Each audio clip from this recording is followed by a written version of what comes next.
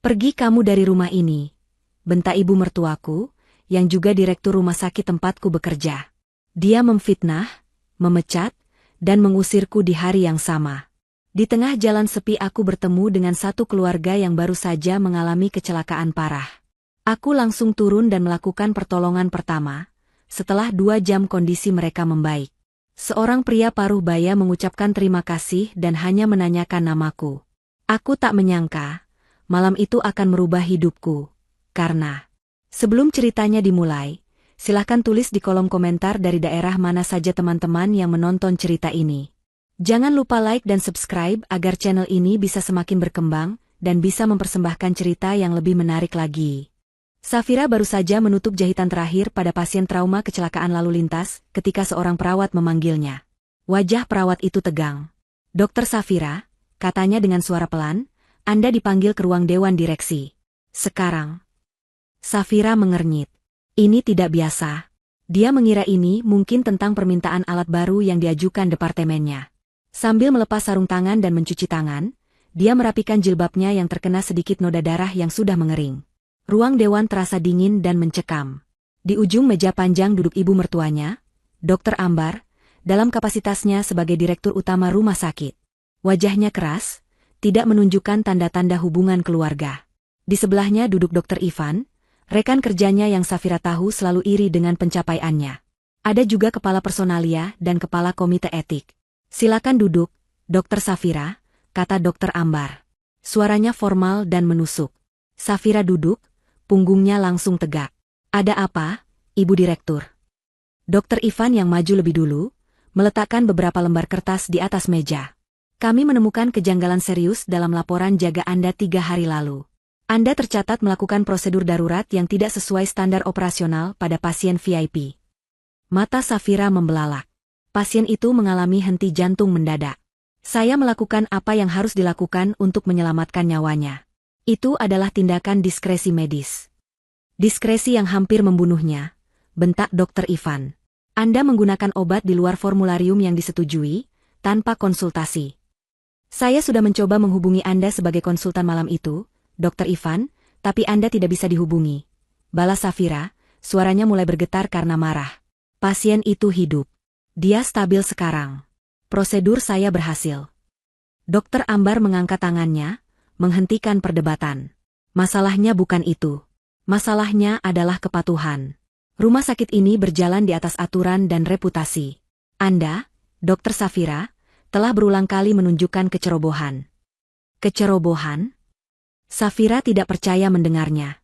"Saya mendedikasikan hidup saya untuk pasien. Ibu Direktur tahu itu." Dr. Ambar menatapnya tajam.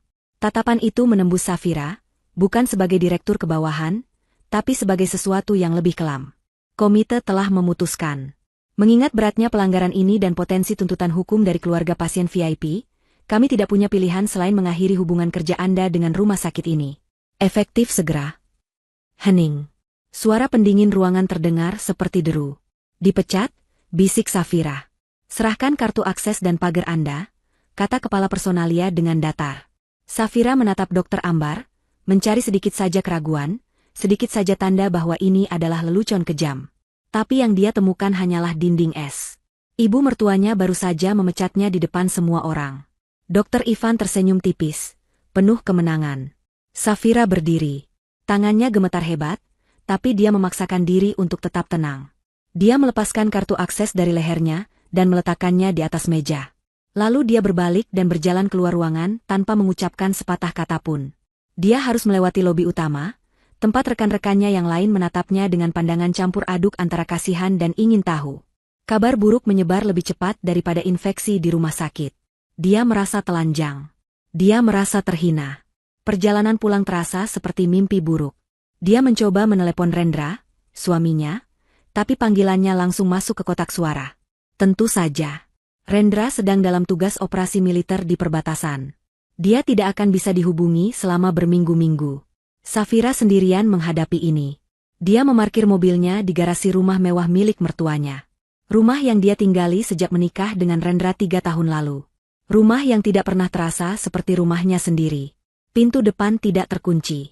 Saat dia masuk, dia melihat ibu mertuanya, Dokter Ambar, sudah ada di sana. Wanita itu telah berganti pakaian dari seragam direktur yang kaku menjadi daster rumah yang nyaman. Dia sedang duduk di sofa, menyeruput teh. Ibu. Safira memulai, suaranya parau. Ibu, aku bisa jelaskan. Yang di rumah sakit tadi itu fitnah. Dokter Ivan menjebakku. Ibu tahu aku tidak mungkin. Dokter Ambar meletakkan cangkir tehnya. Saya tidak peduli. Apa? Saya bilang, saya tidak peduli. Ulang Dokter Ambar, matanya menatap Safira dengan dingin. Saya tidak peduli apakah itu fitnah atau bukan. Tapi, kenapa? Aku istrimu Rendra, Bu. Dan itu adalah kesalahan terbesarnya, kata Dokter Ambar, akhirnya berdiri. Dia menunjuk ke arah pintu. Di sana, di dekat pintu, berdiri 2 koper besar. Koper milik Safira. Jantung Safira serasa berhenti berdetak. Ibu, apa maksudnya ini? Rumah ini bukan tempatmu lagi. Putraku, seorang perwira terhormat, tidak pantas memiliki istri yang dipecat secara tidak hormat karena malapraktik. Kamu mempermalukan keluarga ini, Safira. Itu bukan malapraktik. Ibu tahu itu. Teriak Safira, air matanya kini tak terbendung. Ibu ada di sana. Ibu membiarkan ini terjadi. Tentu saja, kata Dokter Ambar dengan tenang. Saya sudah lama menunggu kesempatan ini. Kesempatan untuk menyingkirkanmu. Kamu, dengan latar belakang kampungmu, jilbab besarmu, dan sikap sok sucimu. Kamu tidak pernah pantas untuk Rendra. Safira terhuyung mundur, seolah baru saja ditampar. Jadi, ini semua sudah direncanakan. Pemecatan di rumah sakit hanyalah bagian dari rencana yang lebih besar untuk mengusirnya dari kehidupan Rendra. Pergilah, kata Dokter Ambar, suaranya kembali datar. Kembalilah ke kampungmu. Jangan pernah kembali. Safira menatap koper-kopernya, lalu menatap wanita yang telah dia hormati seperti ibunya sendiri. Rasa sakitnya begitu dalam, lebih sakit daripada penghinaan di rumah sakit tadi. Ini adalah pengkhianatan total. Dengan sisa kekuatan yang dia miliki, Safira berjalan ke arah pintu. Dia menarik kedua kopernya. Dia tidak akan memberi wanita itu kepuasan dengan melihatnya memohon. Saat Safira membuka pintu, hujan di luar turun dengan derasnya, seolah langit ikut menangisinya. Dia baru saja melangkah keluar dari teras ketika Dokter Ambar memanggilnya. Tunggu. Safira berhenti, tapi tidak berbalik. Sebuah amplop coklat tebal terlempar dan jatuh di dekat kakinya yang basah. Itu pesangonmu, kata Dokter Ambar dari ambang pintu. Sesuai dengan nilaimu. Pintu di belakangnya tertutup dengan suara keras dan final. Safira berdiri di bawah hujan, basah kuyup, memandangi amplop yang tergeletak di genangan air. Dia mengambilnya, meremasnya dalam genggamannya, lalu berjalan terseok-okoh ke mobilnya. Dia tidak punya tujuan lain selain pulang. Pulang ke rumah orang tuanya di kampung. Safira mengemudi tanpa arah yang jelas. Air mata bercampur dengan air hujan di kaca depan mobilnya. Hujan turun begitu deras, sehingga jarak pandang hanya tersisa beberapa meter. Wiper mobil bekerja keras, sekeras jantungnya yang berdebar menahan sakit hati. Dia sudah mengemudi selama hampir 3 jam. Menjauhi kota, menjauhi kehidupan yang baru saja direnggut darinya. Ponselnya tergeletak di kursi penumpang. Dia sudah mencoba menelepon Rendra puluhan kali. Setiap panggilan berakhir di pesan suara yang sama. Mas, aku diusir, bisiknya ke udara. Ibumu mengusirku. Dia tidak bisa meninggalkan pesan itu. Dia menghapusnya. Apa yang bisa Rendra lakukan? Dia sedang bertugas di tempat yang bahkan tidak ada sinyal. Dia tidak ingin menambah beban suaminya. Pikirannya melayang kembali ke semua kejadian kecil yang seharusnya menjadi peringatan. Dia ingat pertama kali Rendra membawanya bertemu ibunya. Dokter Ambar menatap jilbabnya dari atas ke bawah, lalu bertanya, "Jadi, kamu dokter dari universitas swasta di daerah? Bukan lulusan terbaik dari universitas negeri ternama?" Rendra tertawa, mengira ibunya bercanda. Safira hanya tersenyum kaku. Dia ingat saat di dapur, dia mencoba memasak makanan kesukaan Rendra, rendang. Dokter Ambar datang dan langsung memanggil asisten rumah tangga. "Suti, tolong buang ini. Baunya terlalu menyengat." Rendra sekarang lebih suka masakan barat. "Safira, kamu sebaiknya fokus saja pada pekerjaanmu, kalau kamu memang bisa." Setiap cemoohan kecil, setiap pandangan merendahkan, semua itu kini terlihat jelas.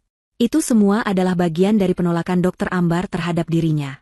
Safira hanyalah gadis kampung miskin yang beruntung dinikahi oleh putranya yang seorang perwira dan dokter. Di mata Dokter Ambar, Safira tidak pernah cukup baik. Safira tersentak kaget saat sebuah klakson panjang membangunkannya. Dia hampir saja menyerempet sebuah truk besar. Dia membanting setir ke kiri, jantungnya berdebar kencang. Dia harus fokus. Dia tidak boleh mati konyol di jalan. Dia melihat papan penunjuk jalan. Jalan tol utama di depan ditutup karena banjir. Ada pengalihan arus ke jalur alternatif. Sebuah jalur lintas hutan yang terkenal sepi, berkelok-kelok, dan berbahaya di malam hari. Tapi Safira tidak punya pilihan. Dia tidak mungkin kembali ke kota. Dia mengikuti arah pengalihan itu. Seketika, suasana berubah. Jalanan yang tadinya lebar kini menyempit. Pohon-pohon besar menjulang di kedua sisi, menciptakan terowongan gelap yang menakutkan. Hujan membuat jalanan licin dan penuh lubang. Safira mengurangi kecepatan mobilnya. Dia sudah mengemudi di jalur ini selama hampir 1 jam, dan tidak berpapasan dengan satu mobil pun. Dia benar-benar sendirian. Tiba-tiba, ponselnya bergetar. Dia meraihnya dengan penuh harap. Mungkin Rendra, tapi layar ponsel itu hanya berkedip, lalu mati total. Baterainya habis.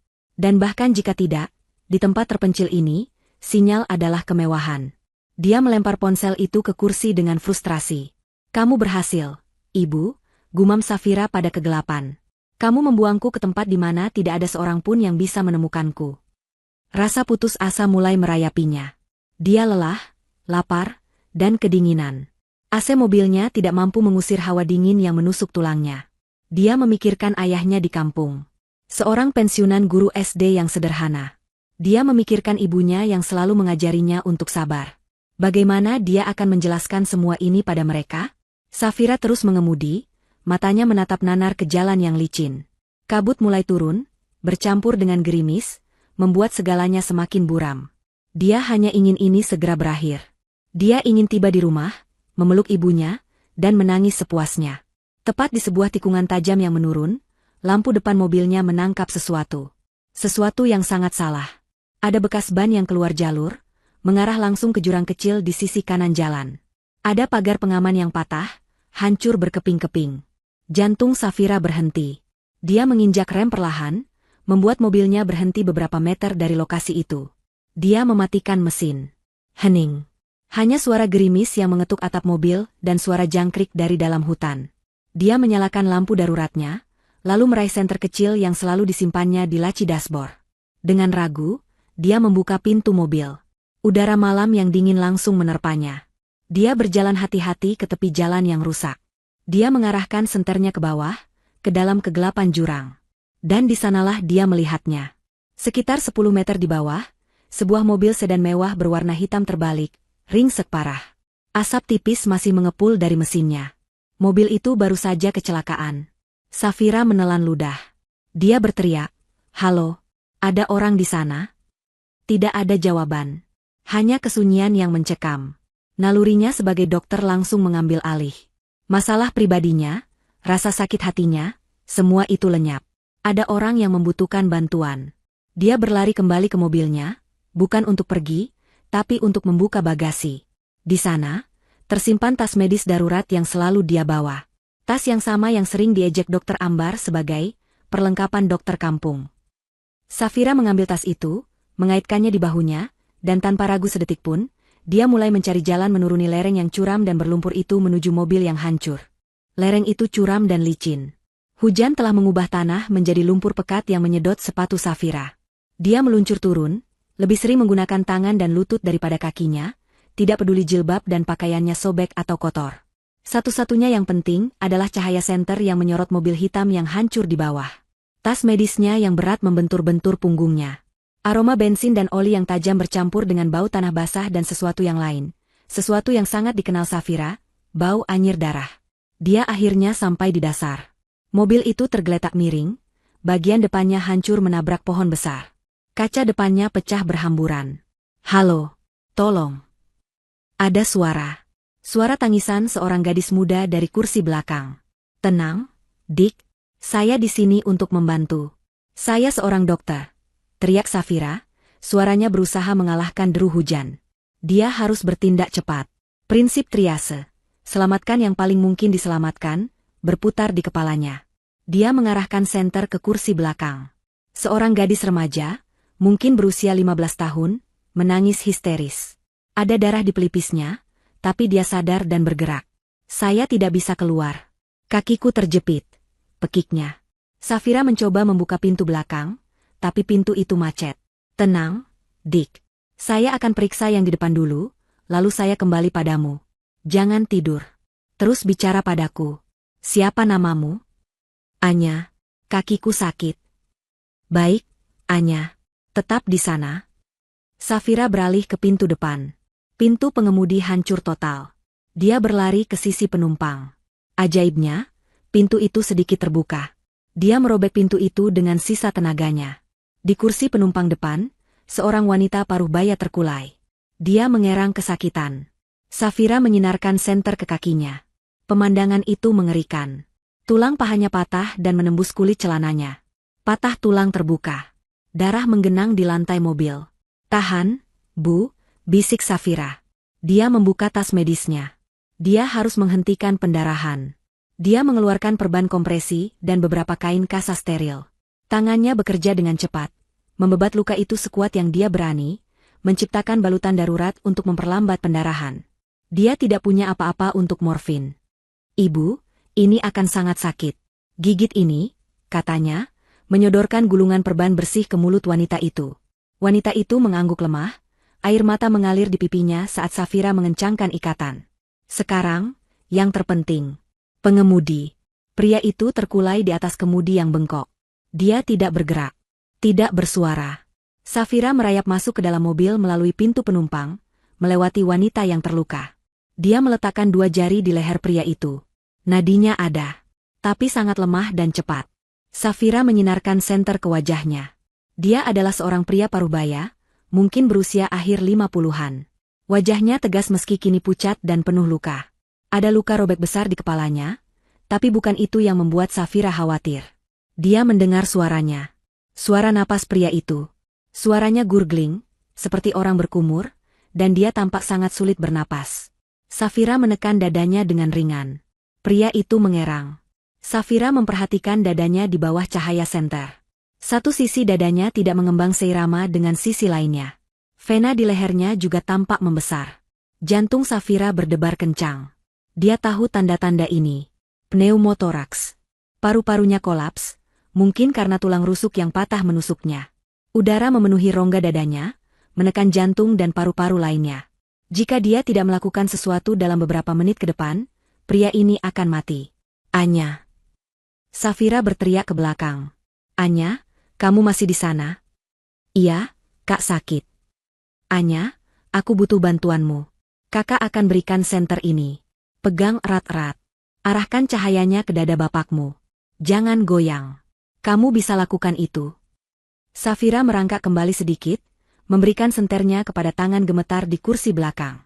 Cahaya itu bergoyang-goyang liar sebelum akhirnya fokus ke dada pria itu. Safira membuka tas medisnya lagi. Dia mencari jarum. Jarum terbesar yang dia punya. Jarum infus ukuran 14. Ini adalah prosedur yang berisiko tinggi. Dia hanya pernah melakukannya sekali pada manekin selama pelatihan. Melakukannya di dalam mobil yang hancur, di tengah hujan, dengan penerangan minim. Aku tidak punya pilihan, gumamnya. Dia mengambil botol antiseptik kecil dan menyiramkannya ke area di antara tulang rusuk kedua pria itu, tepat di bawah tulang selangka. Tuhan, lindungi tanganku, doanya dalam hati. Dia memegang jarum itu seperti memegang belati. Dia mengambil napas dalam-dalam. Maafkan saya, Pak, bisiknya. Lalu dia menusukkannya.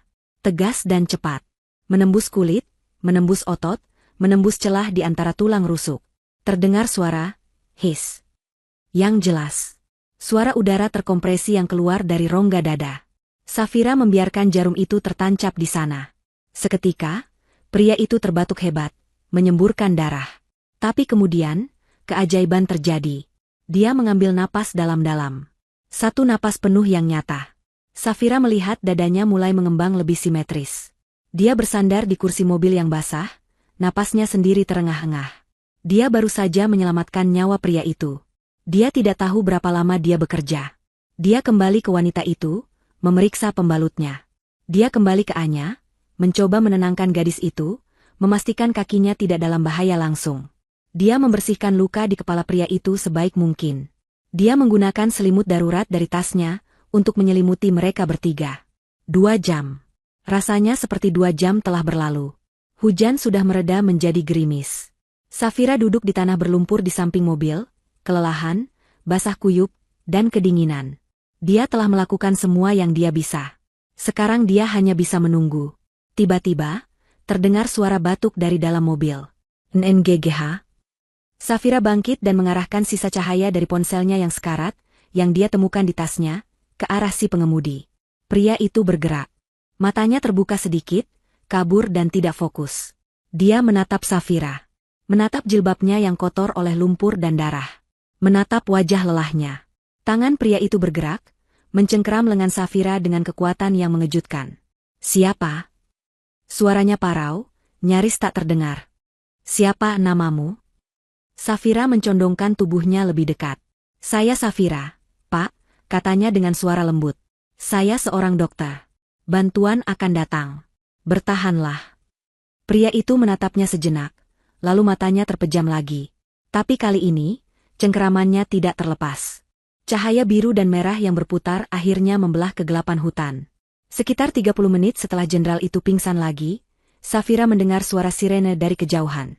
Dia menggunakan sisa tenaga di ponselnya untuk menelepon layanan darurat segera setelah dia menemukan satu bar sinyal yang lemah di atas bukit kecil, sebelum baterainya benar-benar mati. 2 mobil polisi dan 1 ambulans tiba. Para petugas bergegas menuruni lereng dengan tandu dan peralatan. Apa yang terjadi? Tanya seorang petugas medis senior, melihat kekacauan itu. Safira berdiri. Dia merasa seperti hantu. Kecelakaan tunggal. 3 korban. 1 remaja, Anya, kemungkinan fraktur tibia minor, shock. 1 wanita dewasa, fraktur femur terbuka, pendarahan terkendali, kesadaran menurun. 1 pria dewasa, pengemudi, cedera kepala berat, dan tension pneumotoras yang sudah saya dekompresi di lapangan dengan jarum. Petugas medis itu menatapnya, lalu ke jarum yang masih tertancap di dada pria itu, lalu kembali ke Safira. Kamu yang melakukan ini? Saya Dokter Safira. Ini tas saya. Petugas itu mengangguk singkat, rasa hormat terpancar di wajahnya. Oke, Dok. Ambil alih dari sini. Tim penyelamat bekerja efisien. Mereka menggunakan gergaji hidrolik untuk membebaskan Anya dan mengevakuasi wanita itu. Yang terakhir adalah pria itu. Mereka sangat berhati-hati, memasang penyangga leher dan memindahkannya ke tandu. Saat mereka membawa tandu terakhir ke atas, pria itu sadar kembali. Dia mencari-cari di kerumunan petugas. Matanya menemukan Safira yang berdiri di bayang-bayang. Dia tidak berkata apa-apa, tapi tatapannya tajam. Dok, Anda ikut ambulans? Tanya petugas medis tadi. Safira menggeleng. Tidak. Saya harus pergi. Saya sudah memberikan laporan saya. Tapi, Dok, Anda saksinya. Dan Anda terlihat. Petugas itu menatap pakaian Safira yang basah dan berlumuran darah. Saya baik-baik saja, potong Safira. Dia tidak ingin ada di rumah sakit. Dia tidak ingin ada pertanyaan lebih lanjut. Dia tidak ingin ada yang tahu siapa dia. Dia hanya ingin menghilang.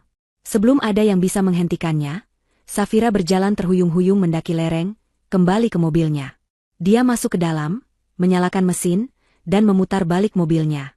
Dia pergi begitu saja. Di kaca spion, dia melihat lampu ambulans menghilang ke arah berlawanan, menuju kota yang baru saja membuangnya. Sisa perjalanan dihabiskan dalam keheningan yang mematikan. Adrenalin yang membuatnya bertahan selama berjam-jam kini telah hilang, digantikan oleh rasa lelah yang luar biasa. Setiap otot di tubuhnya sakit. Rasa sakit di hatinya akibat pengusiran Dokter Ambar kembali dengan kekuatan penuh, kini bercampur dengan bau darah dan bensin dari kecelakaan itu. Matahari mulai terbit ketika dia akhirnya melihat tanda, "Selamat datang," di desanya. Sebuah desa kecil yang tenang, dikelilingi oleh sawah hijau yang baru ditanam. Dia memarkir mobilnya di depan rumah kayu sederhana orang tuanya. Rumah itu tampak begitu kecil, begitu hangat. Dia duduk di mobil selama beberapa menit, tidak sanggup bergerak. Dia melihat penampilannya di kaca spion. Wajahnya pucat, matanya merah. Jilbabnya kotor dan sobek. Ada bercak darah kering di pipinya.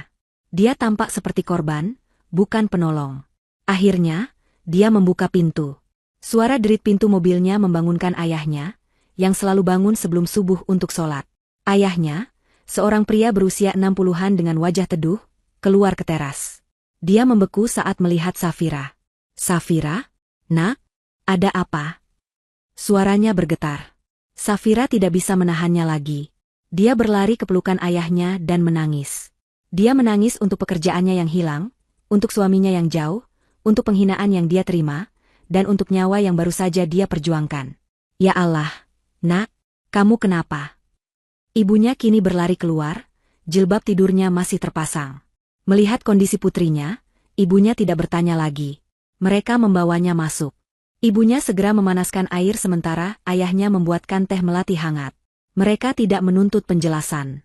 Mereka hanya melepaskan pakaiannya yang kotor, membantunya membersihkan diri, dan menyelimutinya di kamar tidurnya yang lama, kamar yang masih berbau kapuk dan minyak kayu putih. Safira menceritakan sebagian. Dia bilang ada masalah besar di rumah sakit, dan dia mengambil cuti panjang. Dia bilang dia bertengkar hebat dengan ibu mertuanya. Dia tidak menceritakan tentang pemecatan tidak hormat. Dia tidak menceritakan tentang pengusiran. Dia tidak menceritakan tentang amplop berisi uang yang masih ada di mobilnya, basah dan terlupakan. Dia tidak sanggup membuat mereka lebih khawatir. 1 minggu berlalu dalam kabut. Safira menghabiskan hari-harinya dengan tidur, makan bubur buatan ibunya, dan duduk di teras belakang, menatap sawah. Dia tidak menyentuh ponsel barunya yang dibelikan ayahnya. Dia memutus hubungan dengan dunia. Orang tuanya memberinya ruang.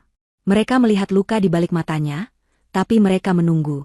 Setiap hari, dia membantu ibunya di dapur atau ayahnya di kebun kecil mereka. Tangannya, yang terbiasa memegang pisau bedah dan jarum suntik, kini terbiasa mencabut rumput liar dan memetik cabai. Itu adalah terapi yang menyakitkan. Dia adalah seorang dokter brilian yang kini menganggur, bersembunyi di kampung. Dokter Ambar telah menang. Pada hari ke-7, Safira sedang membantu ayahnya memberi makan ayam ketika dia mendengar suara itu. Suara mesin diesel yang berat dan teratur, suara yang sangat tidak biasa di jalanan desanya yang sempit. Beberapa tetangga keluar dari rumah mereka, berbisik-bisik. Safira berjalan ke depan rumah. Ayahnya menyusul di belakangnya, tampak cemas. Sebuah jeep militer berwarna hijau tua, berhenti tepat di depan pagar kayu mereka. Debu berterbangan. Jeep itu tampak gagah dan mengintimidasi di antara rumah-rumah sederhana. Seorang pria tegap berseragam loreng lengkap turun dari kursi penumpang. Dia memakai baret hijau dan membawa tongkat komando kecil. Pangkat di bahunya menunjukkan dia seorang komandan senior, mungkin seorang kolonel. Pria itu melepas kacamata hitamnya. Dia memandang berkeliling, lalu matanya tertuju pada Safira. Ayah Safira tampak pucat, mengira ada berita buruk tentang Rendra. Komandan itu berjalan dengan langkah tegas ke arah gerbang. Dia berhenti di depan Safira dan ayahnya, berdiri dalam posisi siaga. "Permisi," suaranya berat dan berwibawa. "Saya mencari Dokter Safira, istri dari Kapten Rendra." Jantung Safira serasa berhenti berdetak. Jantung Safira seolah berhenti berdetak. Dunia di sekelilingnya, kandang ayam, bau pakan, ayahnya yang berdiri kaku, semuanya terasa menjauh. Seorang komandan militer, dengan seragam lengkap dan wibawa yang tak terbantahkan, berdiri di depan pagar rumahnya yang reot, mencari dirinya. "Saya Safira," jawabnya, suaranya lebih pelan dari yang dia inginkan. Ayahnya maju selangkah, mencoba melindungi. "Ada apa ini, Pak? Apa ada masalah dengan Rendra?" Ketakutan dalam suara ayahnya adalah hal yang paling ditakuti Safira. Komandan itu, Safira bisa melihat tanda pangkat kolonel di kerahnya, menatap ayah Safira, lalu kembali ke Safira. Sikapnya tidak mengancam, tapi juga tidak ramah. Itu adalah sikap profesional yang kaku. "Kapten Rendra dalam keadaan baik, Pak," katanya, sedikit menenangkan ayah Safira. "Saya Kolonel Santoso. Saya di sini atas perintah." "Perintah apa?" tanya Safira. Kolonel Santoso tidak menjawab pertanyaan itu secara langsung. "Dokter Safira, saya diperintahkan untuk menjemput Anda dan membawa Anda ke markas komando daerah militer. Sekarang." "Ini bukan permintaan. Ini adalah perintah." "Menjemput?" Ayah Safira melangkah lagi. "Anak saya tidak melakukan kesalahan apapun." "Untuk urusan apa?" Kolonel Santoso menghela napas. Sepertinya dia sudah menduga akan ada perlawanan. "Pak, saya tidak bisa mendiskusikan detailnya di sini. Ini adalah masalah mendesak yang membutuhkan kehadiran Dokter Safira. Karena Kapten Rendra sedang tidak di tempat, Anda sebagai wali, kami minta untuk mendampingi beliau." Penyebutan Rendra sebagai tidak di tempat dan ayahnya sebagai wali, membuat perut Safira mulas. Ini terdengar seperti masalah hukum. Apakah ini ada hubungannya dengan pemecatannya? Apakah Dokter Ambar tidak puas hanya dengan mengusirnya, dan sekarang melaporkannya atas tuduhan kriminal? Atau, apakah ini tentang kecelakaan itu? Apakah dia dianggap lalai? Apakah pria itu meninggal? Saya tidak mau, kata Safira, suaranya bergetar. Saya tidak akan kemana-mana sebelum Bapak jelaskan ada apa. Kolonel Santoso menatapnya tajam. Dokter Safira, percayalah, ini demi kebaikan Anda. Ini bukan investigasi kriminal. Kami hanya perlu Anda bertemu dengan seseorang. Tolong, jangan mempersulit ini. Ayahnya memegang lengan Safira. Dia menatap mata Safira, lalu ke kolonel itu. Sebagai seorang pensiunan guru di desa, berhadapan dengan seorang perwira militer senior adalah hal yang menakutkan. Tapi dia lebih takut lagi akan keselamatan putrinya. Baik, Pak Kolonel, kata ayahnya akhirnya. Kami akan ikut. Beri kami waktu 15 menit untuk berganti pakaian. Kolonel Santoso mengangguk. Tentu. Kami tunggu di mobil. Dia berbalik dan berjalan kembali ke jeep, meninggalkan keheningan yang berat. Di dalam kamar, tangan Safira gemetar hebat saat dia mencoba memakai jilbab yang bersih. Ibunya masuk, membawakan segelas air putih, matanya merah karena cemas. Nak, apa yang terjadi? Kamu terlibat masalah apa? Aku tidak tahu, Ibu, bisik Safira. Aku benar-benar tidak tahu. Sabar, Nak, hadapi dengan tenang. Ayahmu akan menemanimu. Ingat Allah, kata ibunya, mencoba terdengar kuat. Perjalanan selama 2 jam ke kota terasa seperti perjalanan menuju tiang gantungan. Safira dan ayahnya duduk di kursi belakang jeep militer, diapit oleh 2 prajurit lain yang diam 1000 bahasa. Kolonel Santoso duduk di depan. Tidak ada yang berbicara. Safira hanya bisa melihat pemandangan sawah dan desa berganti menjadi jalan raya dan gedung-gedung. Dia mencoba menyusun kemungkinan di kepalanya. Jika pria itu meninggal, dia akan dituduh melakukan malapraktik tanpa izin. Dia telah menusuk dada pria itu dengan jarum di pinggir jalan. Itu adalah tindakan medis kobu. Tapi dia tidak punya pilihan. Jeep itu tidak menuju ke rumah sakit atau kantor polisi. Jeep itu melewati gerbang besar markas komando daerah militer, sebuah kompleks yang dijaga ketat yang biasanya hanya dia lihat dari luar. Para penjaga memberi hormat saat jeep mereka lewat. Safira mengira mereka akan dibawa ke ruang interogasi atau semacam kantor hukum militer. Tapi Kolonel Santoso membawa mereka ke gedung utama yang paling megah. Gedung administrasi. Mereka naik lift ke lantai tertinggi. Lorongnya dilapisi karpet tebal dan dindingnya dihiasi foto-foto pahlawan. Hening sekali. Tepat di ujung lorong, di sebuah area tunggu pribadi, Safira melihat seseorang yang membuatnya berhenti bernapas. Mas Rendra? Pria berseragam loreng yang sedang mondar-mandir dengan cemas itu mendongak. Itu benar-benar suaminya. Rendra. Wajahnya lelah, janggutnya sedikit tumbuh, tapi dia ada di sana. Safira. Rendra berlari dan langsung memeluknya erat. Ya Tuhan, kamu tidak apa-apa? Apa yang terjadi? Kenapa kamu ada di sini? Kenapa ayah ada di sini? Rendra melepaskan pelukannya dan menatap istrinya dari atas ke bawah. Aku diterbangkan pulang pagi ini. Perintah darurat. Mereka bilang ada urusan keluarga mendesak menyangkut istriku. Aku tidak bisa menghubungimu. Ponselmu tidak aktif. Aku pikir kamu. Safira tidak tahu harus mulai dari mana. Aku dipecat, Mas.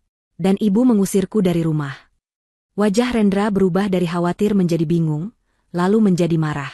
Apa? Dipecat? Ibu mengusirmu? Kapan? Seminggu yang lalu, bisik Safira, air matanya mulai menggenang. Setelah kamu berangkat. Lalu ini ada hubungannya dengan itu. Rendra menatap Kolonel Santoso, meminta penjelasan. Kolonel, apa yang terjadi? Kenapa istri saya dibawa ke sini seperti ini? Kolonel Santoso hanya berdiri tegak. Wajahnya tetap datar. Kapten Rendra, mohon tenang. Anda dipanggil pulang untuk mendampingi istri Anda. Panglima sudah menunggu. Kolonel itu menunjuk ke sebuah pintu kayu besar berukir di ujung area tunggu. Pintu itu dijaga oleh 2 prajurit bersenjata lengkap. Panglima. Rendra tampak lebih bingung. Dia adalah seorang kapten. Dia tidak pernah bertemu Panglima. Panglima Kodam adalah seorang jenderal bintang 2. Bertemu dengannya adalah masalah besar. Panglima Kodam mau bertemu kami? Kenapa? Kolonel Santoso mengambil langkah ke samping. Bukan Panglima Kodam, Kapten. Rendra dan Safira saling berpandangan. Mari, kata Kolonel Santoso, suaranya kini sedikit lebih lembut. Bapak Panglima sudah menunggu Anda berdua.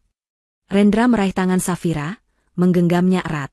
Dia menatap istrinya, lalu ke pintu yang tertutup itu.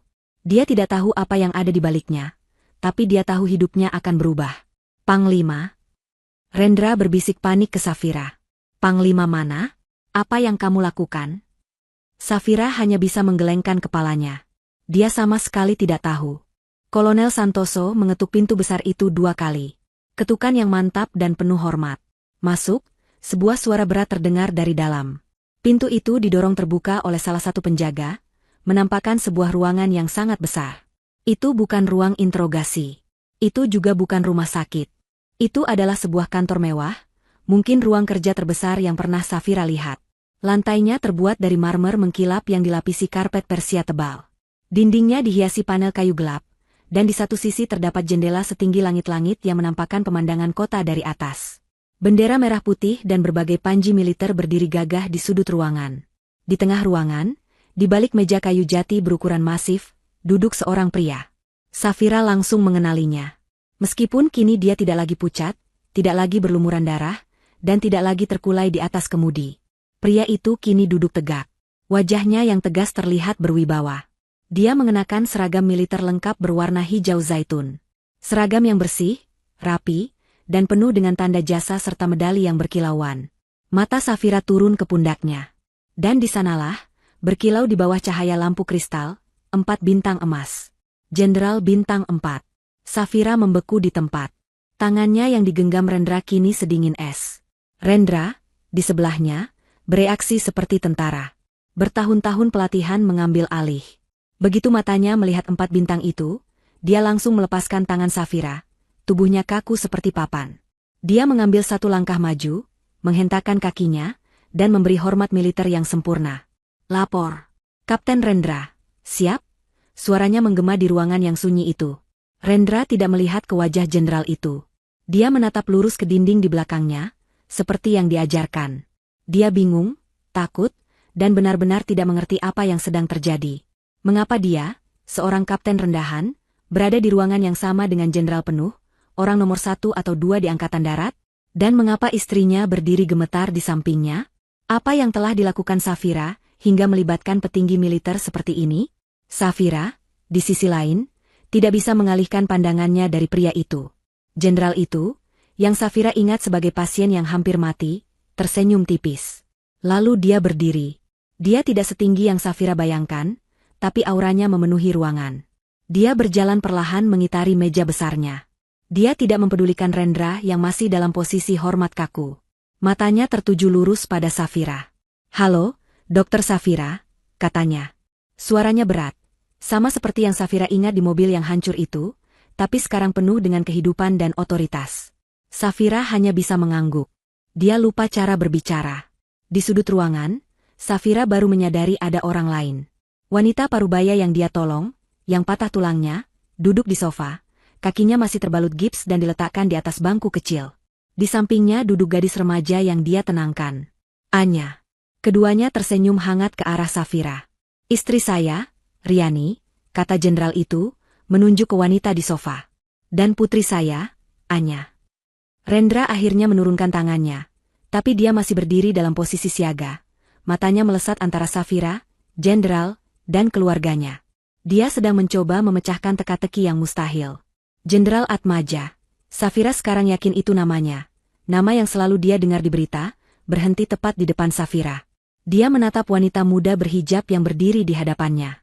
Seminggu yang lalu, Jenderal Atmaja memulai, suaranya kini ditujukan kepada Rendra, tapi matanya tidak pernah meninggalkan Safira. "Saya dan keluarga saya dalam perjalanan dinas tidak resmi. Kami mengalami kecelakaan di jalur lintas hutan." Rendra menelan ludah. Dia mulai menghubungkan titik-titik. Hujan deras. Tidak ada sinyal. Mobil kami terbalik. Istri saya mengalami patah tulang terbuka. Putri saya terjepit. Dan saya... Jenderal itu menyentuh dadanya, tepat di tempat Safira menusukkan jarum. "Saya sekarat. Paru-paru saya kolaps. Dia kembali menatap Safira. Lalu, malaikat ini muncul dari kegelapan. Seorang wanita muda berhijab, sendirian, di tengah badai. Dia menenangkan putri saya, menghentikan pendarahan istri saya, dan tanpa ragu, melakukan dekompresi jarum di dada saya di dalam mobil yang hancur. Jenderal itu menoleh ke Rendra, yang kini menatap istrinya dengan ekspresi takjub dan tidak percaya. Dia menyelamatkan kami semua, kata Jenderal Atmaja dengan nada final. Dia bekerja selama 2 jam sendirian, lalu dia menghilang begitu saja saat bantuan datang. Sang jenderal tertawa kecil. Butuh waktu 3 hari bagi intelijen saya untuk menemukannya. Mereka hanya punya nama depan, Safira, dan deskripsi, dokter berhijab. Mereka melacak setiap rumah sakit, tapi tidak ada catatan tentang dia. Hingga akhirnya mereka melacak mobilnya ke sebuah desa kecil. Jenderal Atmaja mengambil langkah mundur dan menatap pasangan muda di depannya. Rendra yang masih kaku karena syok, dan Safira yang masih gemetar. Dia tersenyum lebar. Kapten Rendra, santai, katanya, suaranya penuh otoritas namun ramah. Dia menepuk bahu Rendra, sebuah gerakan yang membuat Rendra hampir melompat kaget. Istrimu tidak memberitahumu? Tanya Jenderal Atmaja. Dia menyelamatkan nyawa saya. Dia berhenti sejenak, membiarkan Rendra mencerna informasi itu. Dan Panglima Angkatan Darat berikutnya. Hening. Satu kata itu, Panglima, menggantung di udara, begitu berat hingga Rendra merasa sesak napas. Dia adalah seorang kapten. Seorang kapten bahkan jarang berbicara dengan kolonel, apalagi jenderal. Dan kini, dia berdiri di depan Jenderal Bintang 4, calon pemimpin tertinggi Angkatan Darat, yang baru saja memberitahunya bahwa istrinya yang sederhana, yang baru saja diusir dari rumah, telah menyelamatkan nyawanya. Rendra menatap Safira. Ini bukan lagi Safira yang dia kenal sebagai istri yang lembut, dan sering diremehkan ibunya. Ini adalah sosok lain. Seorang pahlawan. Dia melihat Safira bukan lagi melalui kacamata ibunya, tapi melalui mata jenderal di depannya. Dan dia merasa bangga. Rasa bangga yang luar biasa, bercampur dengan rasa malu yang mendalam atas perlakuan keluarganya. Istri Jenderal Atmaja, Riani, memberi isyarat lemah dari sofa. Dokter Safira, kemarilah, nak. Safira, yang masih gemetar, mendekati sofa itu. Rendra dan Jenderal Atmaja mengikuti. Ayah Safira dan Kolonel Santoso berdiri diam di dekat pintu, menjadi saksi bisu. Riani meraih tangan Safira. Tangannya hangat. Saya tidak tahu bagaimana harus berterima kasih, bisik Riani, matanya berkaca-kaca.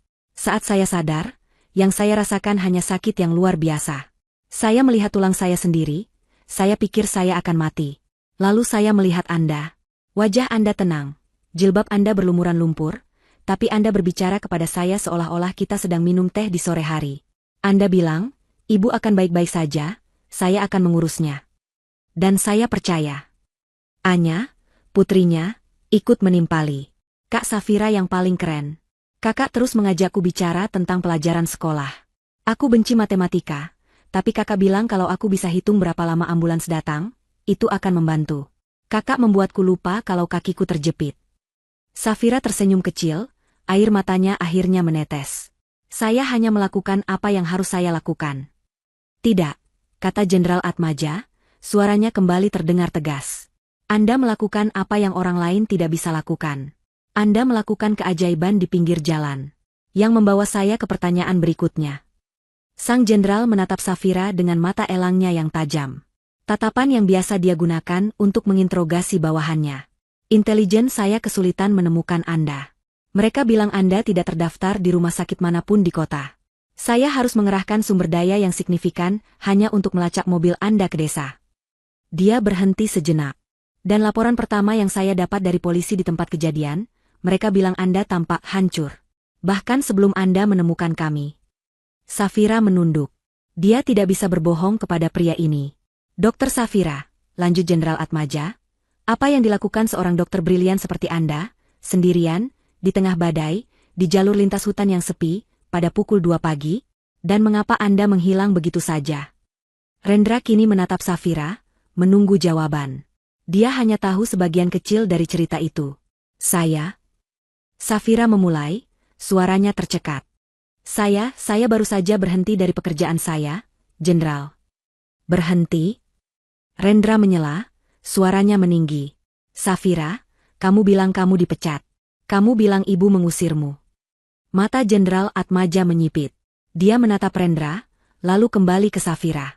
Atmosfer di ruangan itu berubah dari rasa terima kasih menjadi interogasi senyap. Kapten Rendra, kata Jenderal Atmaja pelan. Jelaskan. Rendra merasa seperti diadili. Saya tidak tahu, Jenderal. Saya baru tiba pagi ini. Saya baru bertemu istri saya 10 menit yang lalu. Dia hanya bilang, ibu saya memecatnya dan mengusirnya dari rumah. Keheningan yang terjadi selanjutnya lebih buruk daripada ledakan. Istri Jenderal Atmaja, Riani, tampak terkejut. Jenderal Atmaja menatap Safira. Dipecat? Dari rumah sakit mana? Rumah sakit. Safira menyebutkan nama rumah sakit tempat dia bekerja. Jenderal Atmaja tidak mengenalinya. Dia menoleh ke Kolonel Santoso. Santoso. Kolonel Santoso melangkah maju. Dia tidak membawa map. Dia sudah menghafalnya. Rumah sakit swasta Harapan Sejati, Jenderal. Dimiliki oleh grup konglomerat. Direktur utamanya adalah seorang dokter bernama Ambar. Ambar? Ulang Rendra, perutnya mulas. Kolonel Santoso menatap Rendra dengan datar. Dokter Ambar. Ibu kandung Anda, Kapten. Kebenaran itu menghantam Rendra seperti sebuah peluru. Ibunya tidak hanya memecat istrinya. Ibunya adalah direktur yang memiliki kuasa untuk memecat. Dan dia melakukannya. Atas dasar apa? Tanya Jenderal Atmaja, suaranya kini sedingin es. Saya? Safira mencoba menjawab, tapi dia terlalu terluka untuk mengatakannya. Kolonel Santoso yang menjawab.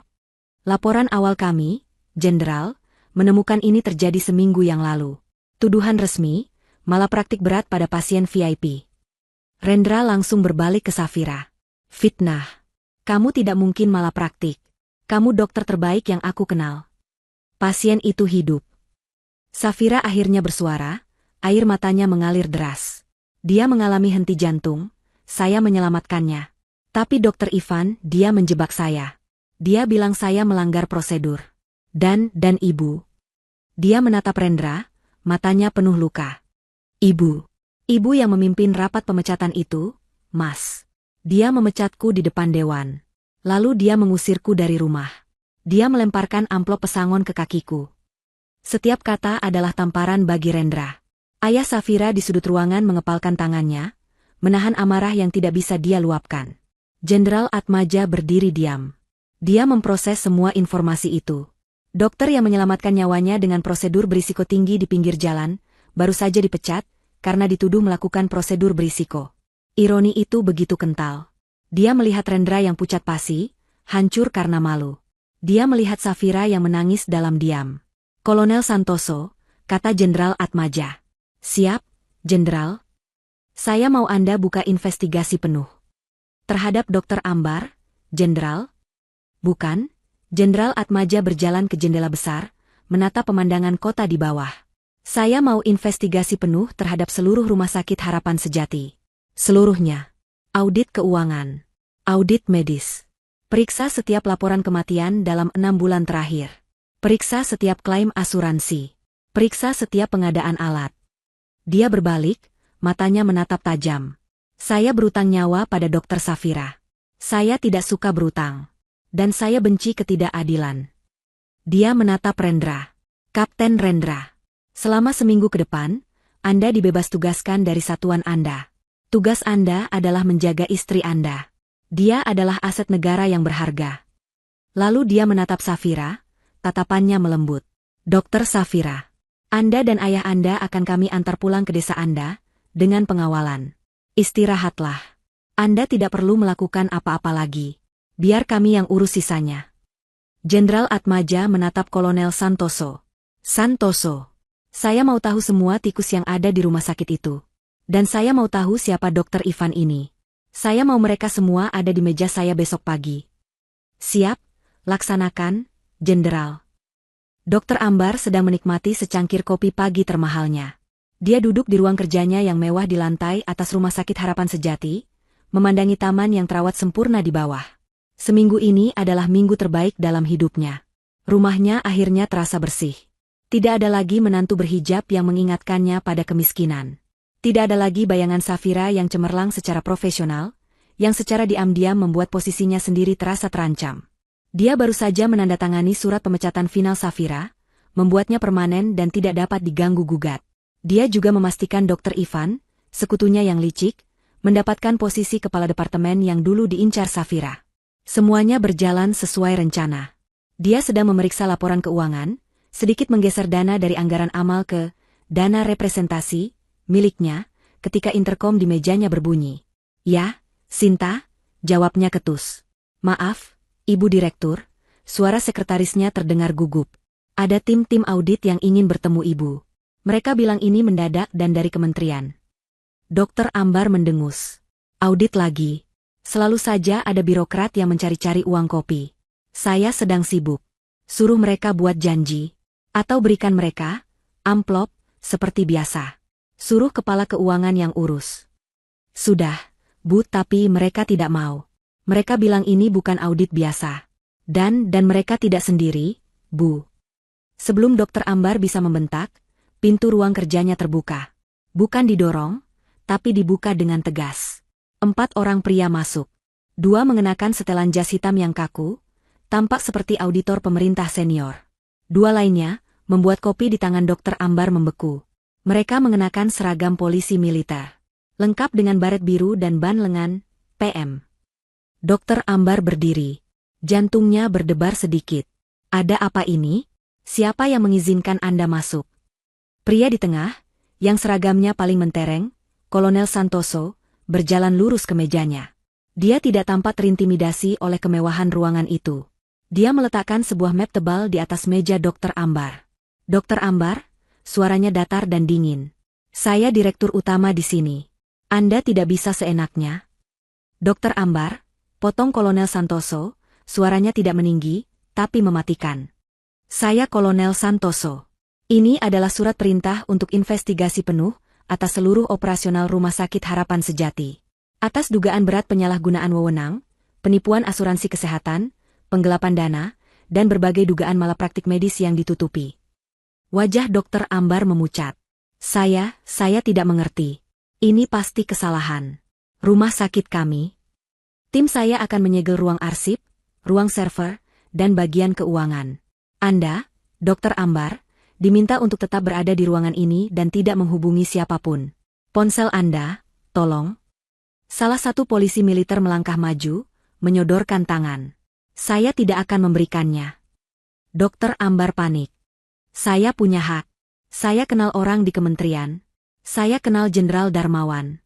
Saya akan menelepon pengacara saya." Kolonel Santoso menatapnya tanpa ekspresi. "Jenderal Darmawan sedang dalam pemeriksaan di Mabes hari ini. Anda bebas menelepon siapapun yang Anda mau. Tapi ketahuilah, menghalangi penyelidikan ini hanya akan menambah daftar tuntutan Anda." Getaran di tangan Dokter Ambar semakin tak terkendali. Ini bukan audit biasa. Ini serangan terkoordinasi. Polisi militer? Jenderal Darmawan diperiksa? Ini tidak masuk akal. Dia meraih ponselnya di meja, tapi bukan untuk memberikannya. Dia dengan cepat menekan nomor. Nomor koneksi tertingginya, seorang pejabat di lingkaran pertahanan. Panggilannya tersambung. "Ya, halo? Pak?"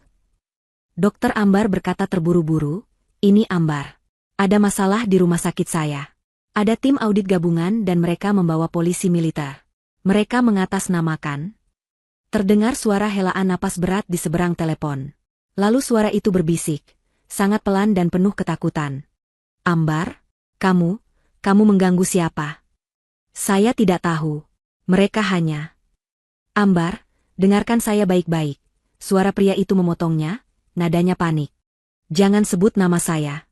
Jangan pernah telepon saya lagi. Jangan hubungi siapapun. Apapun yang terjadi, hadapi sendiri."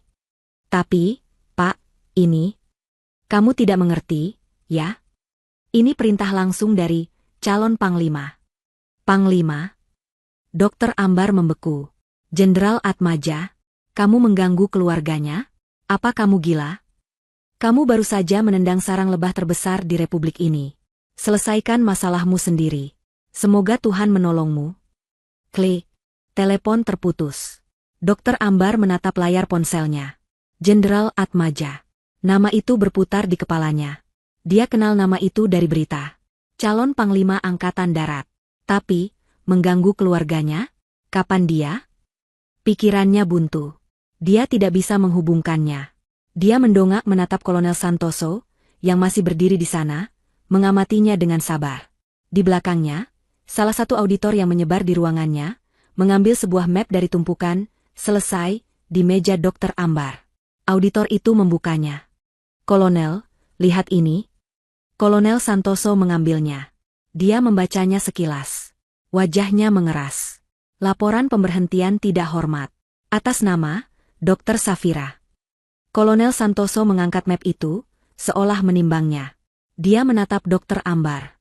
Tatapan matanya begitu dingin hingga Dokter Ambar merasa seperti disiram air es. "Jadi," kata Kolonel Santoso pelan. "Ini dia." Dokter Ambar tidak bisa bernapas. Dia terhuyung mundur dan ambruk di kursi kerjanya. "Jenderal Atmaja." "Safira. Safira." "Jenderal Atmaja." Tidak mungkin. Keringat dingin membasahi seluruh tubuhnya. Dia akhirnya sadar. Ini semua ada hubungannya dengan menantu perempuan berhijab yang baru saja dia buang seminggu lalu. Dokter Ambar tidak tahu sudah berapa hari berlalu. Sejak tim audit itu datang, hidupnya berubah menjadi neraka dalam gerak lambat. Dia ditempatkan di bawah status tahanan rumah, dilarang berkomunikasi dengan siapapun. Pengacaranya, yang akhirnya datang, hanya bisa menggelengkan kepala. Bukti yang ditemukan tim Kolonel Santoso tidak terbantahkan. Dokter Ivan, sekutunya yang licik, telah berkhianat untuk menyelamatkan dirinya sendiri. Dia menyerahkan semua rekaman percakapan dan dokumen yang membuktikan bahwa Dokter Ambar adalah otak di balik skema pengalihan dana dan penutupan kasus malapraktik. Kasus Safira hanyalah puncak gunung es. Tim audit menemukan jejak korupsi yang sistematis. Pengadaan alat medis yang harganya digelembungkan 3 kali lipat. Penggunaan obat-obatan kadaluarsa yang dilabeli ulang. Dana amal rumah sakit yang mengalir langsung ke rekening pribadinya di luar negeri. Selama bertahun-tahun, Dokter Ambar telah membangun istananya di atas penderitaan pasien. Hari ini, dia diberitahu bahwa dia harus menghadiri rapat dengar pendapat dengan komite etik khusus yang dibentuk Kementerian Kesehatan. Dia dijemput oleh 2 petugas, bukan lagi polisi militer, tapi petugas dari kejaksaan. Mereka tidak memborgolnya, tapi rasa hina itu lebih buruk daripada borgol. Dia mengenakan setelan terbaiknya, mencoba mempertahankan sisa-sisa wibawanya, tapi tangannya yang gemetar dan lingkaran hitam di bawah matanya menceritakan segalanya. Mereka tiba di gedung kementerian. Dia tidak dibawa ke auditorium besar, tapi ke ruang rapat khusus di lantai eksekutif. Jantungnya berdebar. Dia masih berharap bisa bernegosiasi. Mungkin dia bisa menyerahkan sebagian hartanya, mungkin dia bisa pensiun diam-diam. Petugas itu membuka pintu. "Silakan masuk, Dokter Ambar." Dokter Ambar melangkah masuk, mengangkat dagunya tinggi-tinggi. Ruangan itu sudah terisi. Di satu sisi meja panjang duduk 3 orang berseragam Kementerian Kesehatan, wajah mereka kaku. Di sisi lain, dunianya runtuh. Di sana duduk Jenderal Atmaja, tegap dalam seragam kebesarannya. Di sampingnya, istrinya, Riani, duduk di kursi roda, kakinya masih belum pulih sepenuhnya. Di samping Riani, duduk putri mereka, Anya. Dan di seberang mereka, duduk putranya sendiri, Rendra. Rendra juga mengenakan seragam dinasnya, duduk tegak lurus, matanya menatap lurus ke depan, menolak untuk bertemu pandang dengan ibunya. Dan di sebelah Rendra, duduk wanita itu, Safira. Dia tampak tenang, mengenakan blus sederhana dan jilbab bersih. Dia tidak terlihat seperti korban. Dia terlihat seperti pemenang. "Dokter Ambar," kata pria dari kementerian. "Silakan duduk." Hanya ada 1 kursi tersisa. Tepat di ujung meja, menghadap mereka semua. Seperti seorang terdakwa. Dokter Ambar berjalan ke kursi itu. Kakinya terasa seperti jeli. Dia duduk. "Kami telah meninjau laporan investigasi dari tim gabungan," kata pejabat kementerian itu.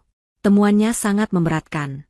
Kerugian negara akibat penipuan asuransi kesehatan Anda saja mencapai puluhan miliar.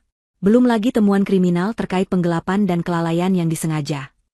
Dokter Ambar membuka mulutnya. Itu semua fitnah. Itu ulah Dokter Ivan. Dia yang... Dokter Ivan telah memberikan kesaksian penuh. Potong pejabat itu dengan dingin. "Kami punya rekamannya. Dia mengakui bahwa Anda memaksanya memfitnah Dokter Safira untuk menyingkirkannya. Dia juga mengakui bahwa Anda adalah otak di balik semua penipuan keuangan." Napas Dokter Ambar tercekat. Kami di sini bukan untuk membahas itu, lanjut pejabat itu. Itu akan menjadi urusan pengadilan pidana. Kami di sini untuk komite etik. Untuk mencabut izin praktik Anda. Anda tidak bisa. Pekik Dokter Ambar, suaranya naik 1 oktav. Saya telah mendedikasikan hidup saya. Diam, sebuah suara memotongnya. Bukan pejabat. Bukan Safira. Itu adalah Rendra. Dokter Ambar membeku. Rendra akhirnya menoleh, menatap ibunya. Tapi di matanya tidak ada cinta. Hanya ada rasa kecewa yang dingin dan dalam. Aku bertanya padamu di telepon seminggu yang lalu. Ibu, kata Rendra, suaranya pelan tapi menusuk.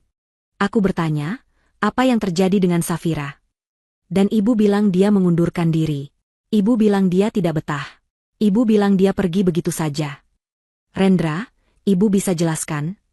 Ibu membohongiku, lanjut Rendra, mengabaikan permohonan ibunya. Ibu memecat istriku. Istriku sendiri. Di depan dewan.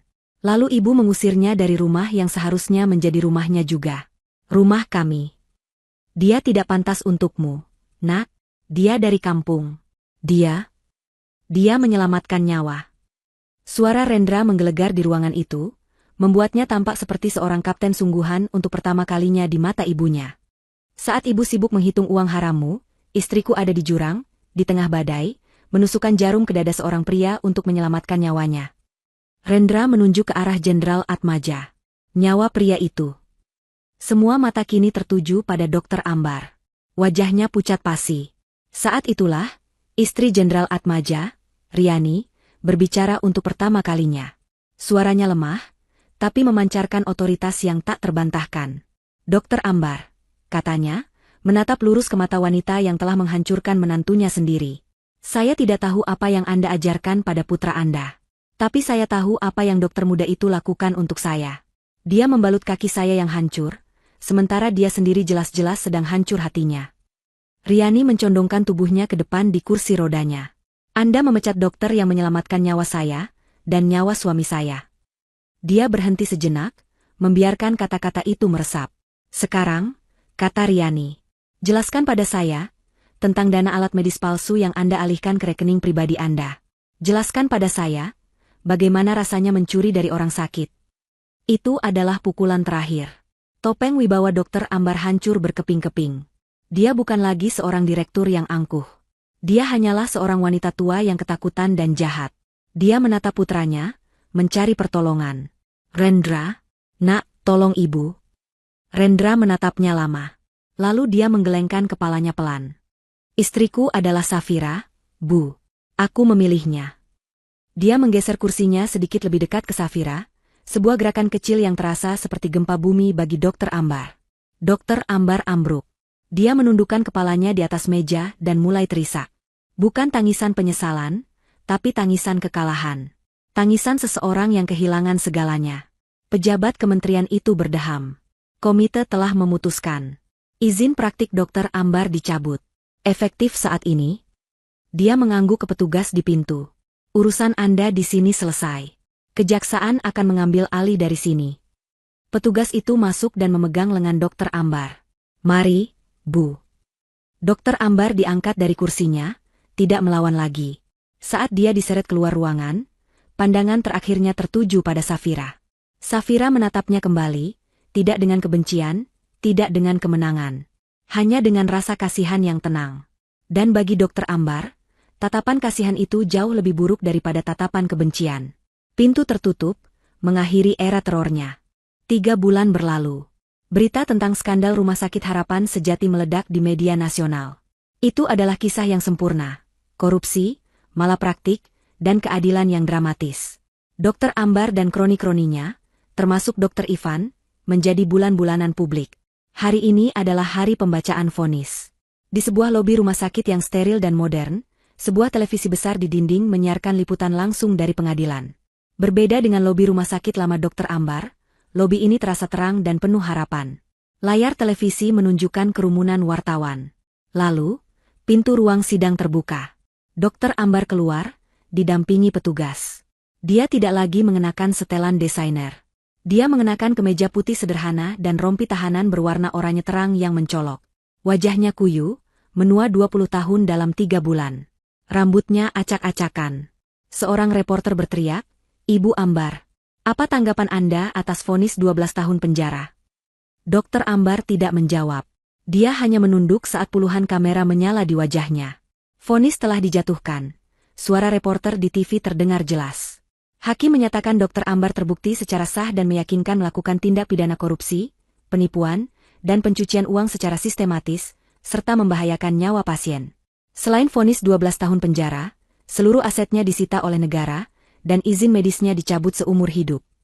Di lobi itu, beberapa perawat dan pengunjung bertepuk tangan pelan. Safira menyaksikan adegan itu dari jauh. Dia berdiri di samping suaminya, Rendra. Mereka berdua diam. "Kamu baik-baik saja?" tanya Rendra pelan, tangannya menggenggam erat tangan Safira. Safira mengangguk. "Aku baik-baik saja, Mas. Keadilan sudah ditegakkan." "Mayor Rendra," sebuah suara memanggil. Rendra berbalik. Pangkatnya telah berubah. Setelah insiden itu, Jenderal Atmaja telah meninjau catatan dinas Rendra. Dia menemukan seorang perwira yang kompeten, yang karirnya sengaja dihambat oleh ibunya sendiri, agar tidak dipindahkan jauh darinya. Jenderal Atmaja memindahkannya, dan memberinya promosi yang layak. "Siap," jawab Rendra. Di depan mereka berdiri Jenderal Atmaja, kini resmi menjabat sebagai Panglima Angkatan Darat. Di sebelahnya, berdiri ayah dan ibu Safira, yang dijemput khusus dari kampung, mengenakan pakaian batik terbaik mereka. Ayah Safira menatap sekeliling dengan bangga. "Sudah siap, Dokter Safira?" tanya Jenderal Atmaja, senyumnya hangat. "Siap, Jenderal," jawab Safira, menegakkan punggungnya. Dia bukan lagi dokter yang dipecat. Dia kini berdiri di lobi gedung baru yang menjulang di belakangnya, Pusat Trauma dan Bedah Darurat RSPAD Jenderal Atmaja. Atas desakan Jenderal Atmaja, dan dengan dukungan penuh dari Kementerian Pertahanan dan Kesehatan, sebuah pusat trauma militer tercanggih telah dibangun dalam waktu singkat. Dan Jenderal Atmaja hanya menginginkan satu orang untuk memimpinnya. Mereka berjalan ke panggung kecil yang didirikan di depan gedung. Jenderal Atmaja mengambil mikrofon. "Hari ini," katanya, suaranya menggema, "kita tidak hanya meresmikan sebuah gedung. Kita meresmikan sebuah simbol. Simbol bahwa integritas adalah segalanya. Simbol bahwa dedikasi mengalahkan keserakahan. Gedung ini ada karena satu tindakan keberanian di malam yang gelap." Dia menatap Safira. "Gedung ini ada karena seorang dokter muda, yang bahkan ketika dia kehilangan segalanya, dia tidak lupa akan sumpahnya untuk menyelamatkan nyawa." Ayah Safira menyeka air mata haru dari sudut matanya. Ibunya tersenyum bangga. Dengan bangga, lanjut Jenderal Atmaja. "Saya perkenalkan Kepala Pusat Trauma RSPAD yang baru, Dokter Safira." Tepuk tangan membahana. Safira maju ke depan. Dia mengenakan jas dokter putih bersih yang baru. Di dadanya tersemat papan nama, Dokter Safira, Kepala Departemen. Dia menatap Rendra, yang memberinya hormat singkat penuh cinta. Dia menatap orang tuanya, yang melambai padanya. Dia menatap Jenderal Atmaja dan keluarganya yang tersenyum. Di televisi di lobi, siaran berita telah berganti. Gambar Dokter Ambar yang memakai rompi tahanan menghilang, digantikan oleh berita cuaca. Masa lalu telah ditutup. Safira mengambil mikrofon, menatap gedung barunya, dan tersenyum. "Ini bukan akhir. Ini adalah awal. Terima kasih," katanya, suaranya mantap dan penuh percaya diri. "Mari kita mulai bekerja. Mulai bekerja. Mulai bekerja. Mulai bekerja. Mulai bekerja."